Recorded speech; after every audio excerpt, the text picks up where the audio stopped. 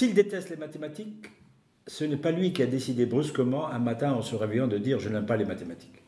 D'abord parce qu'il a dû entendre dire, même quand il était petit, en écoutant peut-être les parents, ou bien les invités, ou les voisins, comme ça, ou bien à l'extérieur de la rue, « oh là là, moi je ne comprends rien aux mathématiques ». C'est une phrase qu'on entend tout le temps.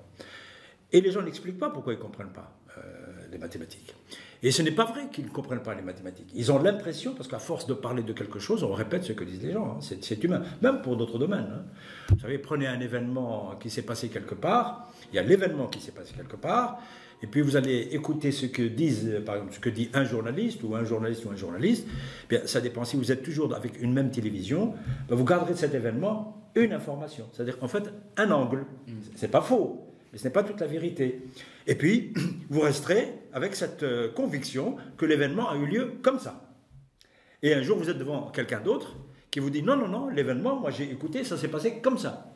Ça s'appelle des opinions. Et les opinions deviennent des convictions. Mais si on a les opinions très très jeunes, alors ça influe beaucoup. Ça reste beaucoup, ça marque. Un peu comme un tampon. Et puis en plus, c'est que pratiquement toutes les semaines, le gamin, il entend dire que les mathématiques c'est difficile. Je n'ai pas dit que c'est facile. Mais vous croyez que la physique c'est facile? Vous croyez que la grammaire c'est facile? Moi je me souviens, j'ai souffert parce que la grammaire c'était d'une difficulté absolument incroyable. Parce que la grammaire c'est, je ne trouvais pas de la logique. Au moins en mathématiques, il y a une logique. Et puis il y a beaucoup de travail. Voilà. En fait, souvent, beaucoup de gens n'aiment pas les mathématiques parce que les mathématiques, c'est la seule discipline qui demande beaucoup d'exercice au départ.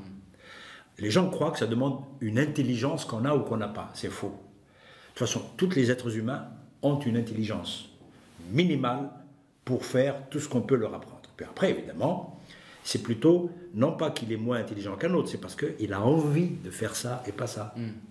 Il a été préparé psychologiquement pour aimer telle chose ou telle chose. Et alors il l'a fait. Et après, il y a un moteur interne, et puis il fait un effort, il travaille plus, et puis ce sont de l'exercice. Vous savez, dans la tradition des mathématiciens arabes, hein, dont je parlais tout à l'heure, les mathématiques s'appellent la science de l'exercice.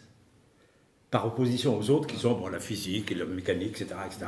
La science de l'exercice, ça veut dire que pratiquement 60% du travail qui peut vous aider à être bon en mathématiques, ce n'est pas l'intelligence toute seule, c'est beaucoup de travail, tous les jours, répétitif, faire des exercices, prendre la formule, prendre la démonstration et essayer de l'utiliser 10 fois, 20 fois, 30 fois. Et ça, les jeunes ne veulent pas le faire, ou n'aiment pas le faire.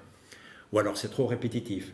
Et c'est pas amusant. C'est vrai que c'est moins amusant que de lire l'histoire de Napoléon, bien sûr. C'est pour ça que moi j'ai beaucoup aimé l'histoire, hein, avant de faire les mathématiques. Voilà.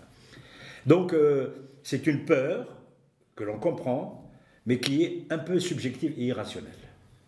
Et donc il ne faut pas dire que dès le départ, je ne suis pas bon en mathématiques.